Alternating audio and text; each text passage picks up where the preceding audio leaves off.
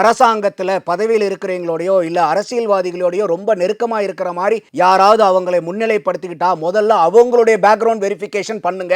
Background verification பண்ணிட்டு அதை ஏதாவது சந்தேகம் இருந்தா உடனே அந்த கட்சிகளுக்கு தகவல் கொடுங்க. உடனடியாக அந்த கட்சி அவங்க நடவடிக்கை எடுக்கணும். குறிப்பா ஆளுங்கட்சி. அடுத்தது ஒவ்வொரு கட்சியுமே அவங்களுடைய நிர்வாகிகள் யார் யாரு, அந்த கட்சிகளுக்கு போகும்போது வெளிப்படையா தெரியக்கூடிய ஆட்கள் யார் யாருன்னு பார்த்து அவங்கள குற்றமற்றவர்களாக நீங்க வச்சுக்க வேண்டியது ஒவ்வொரு கட்சியினுடைய கடமை. இது திமுகன்னு சொல்ல, அண்ணா திமுகன்னு சொல்ல, ஒவ்வொரு கட்சியுமே இந்த மாதிரி குற்றவாளிகளுக்கு அயோக்கியர்களுடைய கூடாரமா மாறவே கூடாது. ஏன்னா இந்த குற்றவாளிகளுக்கு பூராமே என்னன்னா ஏதாவது ஒரு அரசியல் கட்சியில ஒரு முக்கியமான பதவியோ இல்ல முக்கியமான பதவியில் இருக்கிறவங்களுடைய நெருக்கமோ இருந்துட்டு அதுல போலீஸ் கிட்ட இருந்து இவங்க தப்பிச்சுக்கலாம், அந்த விசாரணை வளையத்தில் இருந்து தப்பிச்சுக்கலாங்கிறது ஒரு யதார்த்தம் ஆகி போச்சு. அதனாலதான் ஒவ்வொரு அயோக்கிய பேரும் என்ன பண்றான், ஏதாவது ஒரு கட்சியில போய் ஏதாவது ஒரு பிரமுகர்கிட்ட ஏதாவது ஒன்று பண்ணி நெருக்கமாகறான். அப்ப அதுக்கெல்லாம் நீங்க முற்றிலும் வேறுபட்டவர்களாக இருக்கணும்.